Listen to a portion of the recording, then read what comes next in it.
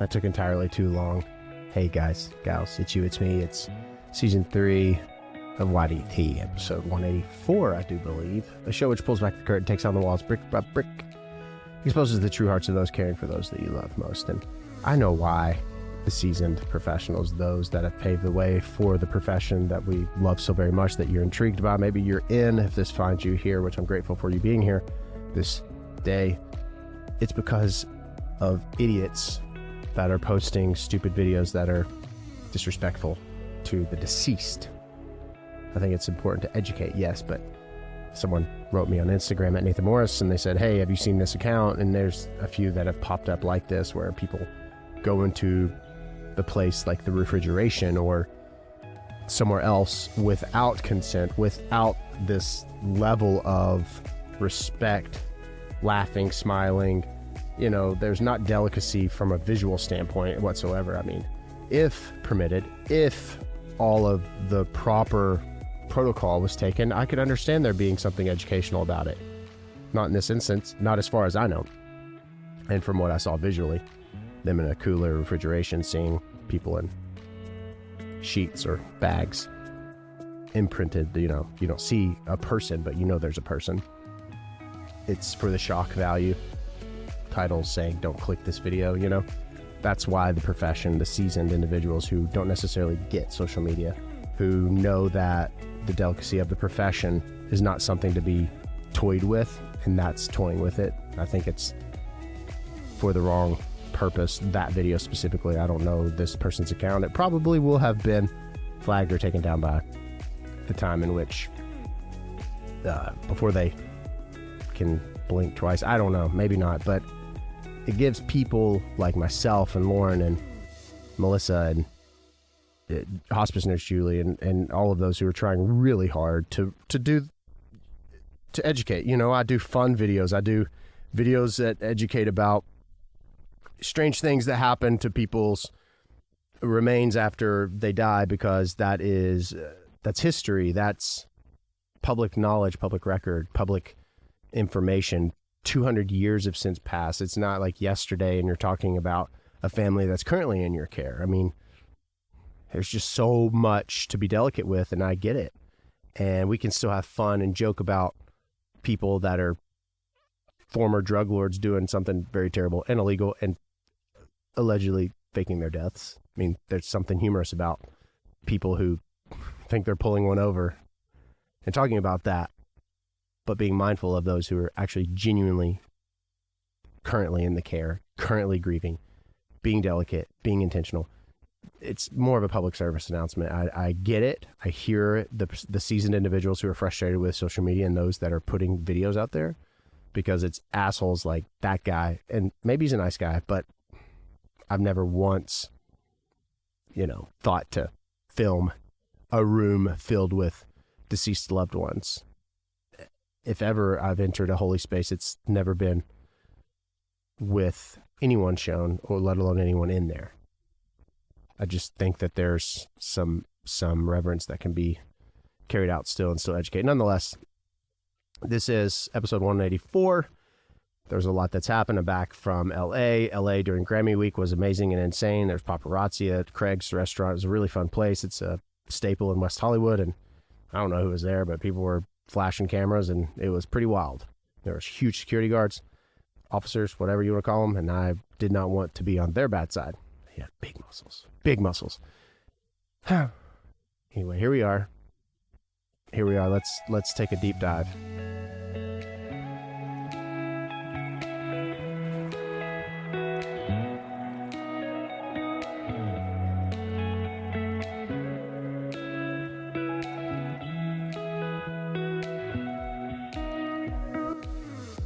I'll never forget my first call. My first call was it was memorable, because we showed up to a road that's really close to the river. And those are the homes that are probably early 1900s, when my hometown was really developing out. It was developing west first before it went south, and maybe it went south too, but nonetheless, these are small homes located close to the river, and we show up in the corners outside. What have I said about that? And if you follow me on every social, Nathan Morris Music on TikTok, which subscribe, because $5.99 a month, we're going to be touring 2024. Got a lot of shows tentatively. And the moment that they go become official, we announce them. And if they're in your city, for sure, one of the perks of being first looks, first listens, first watches, not to mention every Sunday going live for subscribers only at 10, 9 Central. We have opportunities for VIP hangouts, VIP meet and greets for $5.99 a month on TikTok. But I was talking about how in the corners outside, there's a bad sign. And in this instance, it was my first transfer ever.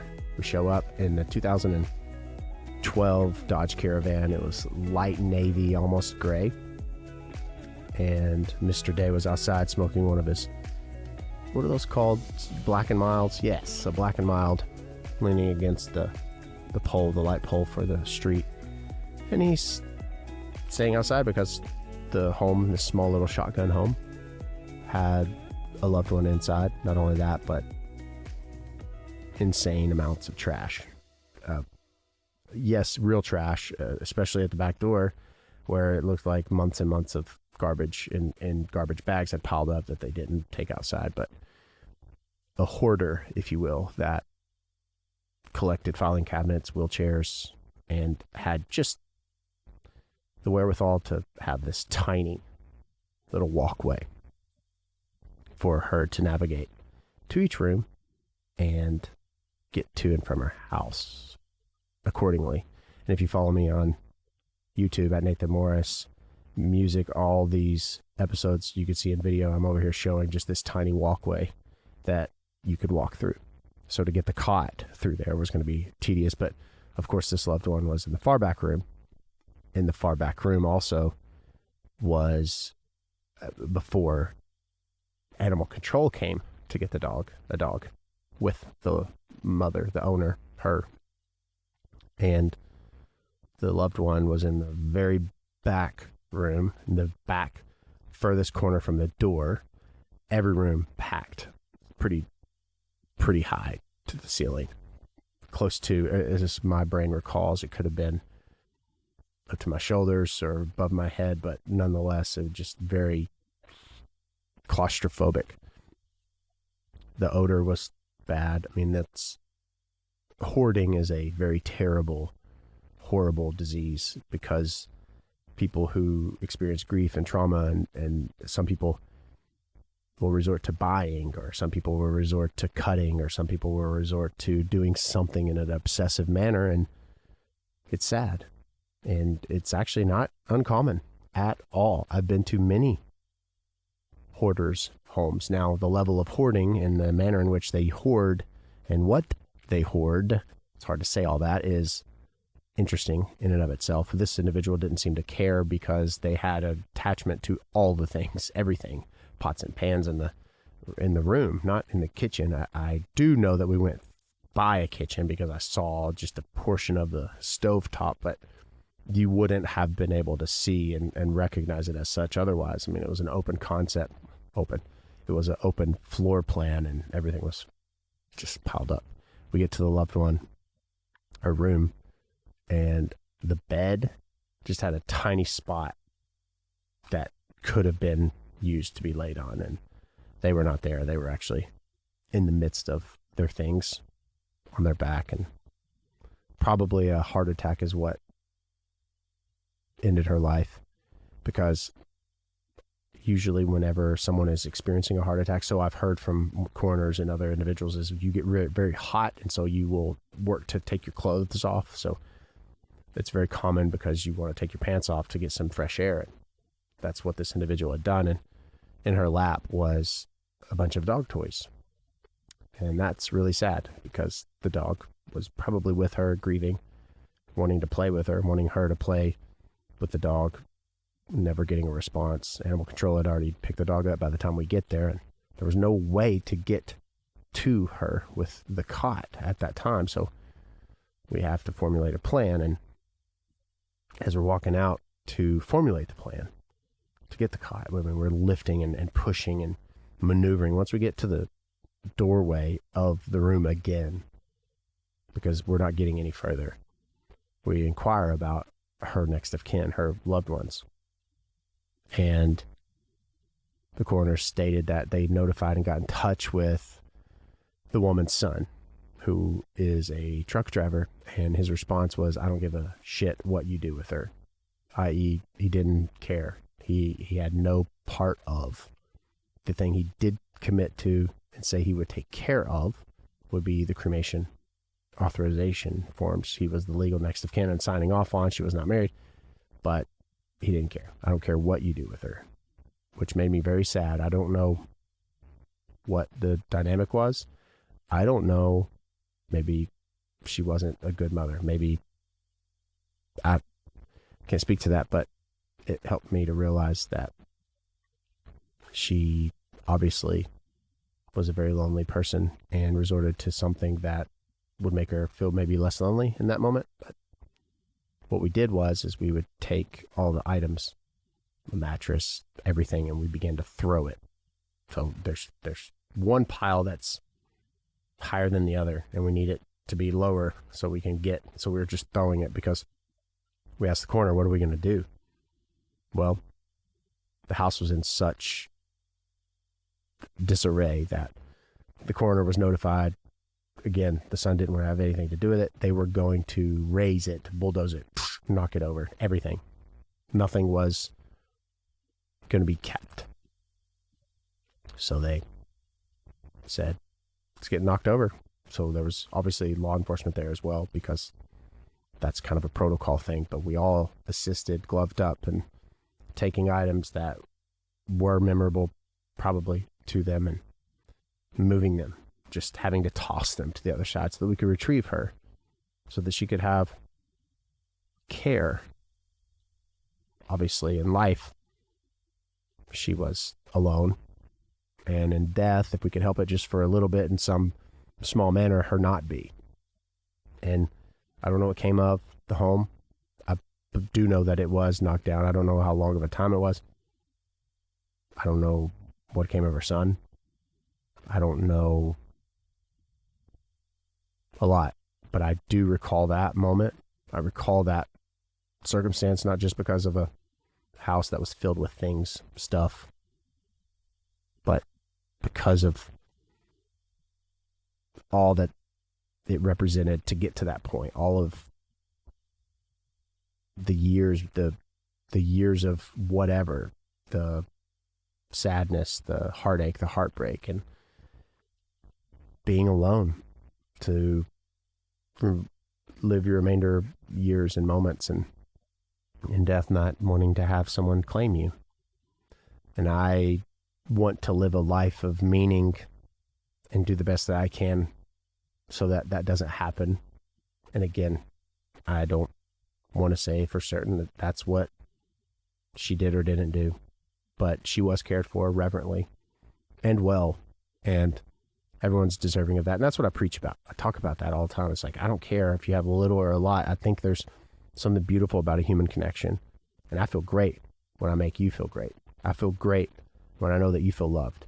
That's how I receive love, is giving it. And also when you tell me, if you tell me I'm handsome and, you know, I sing well, then I'm butter in your hands. Although you don't want to put butter in your hands. My point is people need to know that they're valued. And that's why I love the profession, because overall it does give you the opportunity to do that. And that's a wonderful thing. And may her memory be eternal. And Mr. Day, who retired, may he enjoy his Civil War reenactments. He loved Civil War, so he would go and reenact all these battles. There's a lot of battlefields around where I'm from, and it's really cool to hear him talk about dressing up in the period pieces. And anyway, I'm off topic, and I'm just thinking of her today. And that's interesting because I think of people, like that was the first death call I went on. And I still can go through this timeline and think of people that have impacted me or made me think of something or make me think differently or make me see things differently. And I reflect upon them. And I feel that that's an opportunity to honor them, even if it's a sad situation or maybe it's a heavy situation. I still think being mindful of them is an honorable thing. So this day, I hope that you feel valued. I hope you feel like you have purpose, because you do. And if you don't feel you do, then maybe you should tweak something. And I just hope that you find that. And I'm grateful for you being here. I'm grateful for you following me on all the socials. Click the link in my description here and check out the new merch store. Brand new merch. Get you a mug. I would appreciate it so very much. A bunch of people are supporting the merch and getting shirts. I can't wait to start seeing them out. I've seen them in hotels. I've seen them in airports, and I look forward to seeing the new stuff in airports and the new mugs in airports, or just in person too.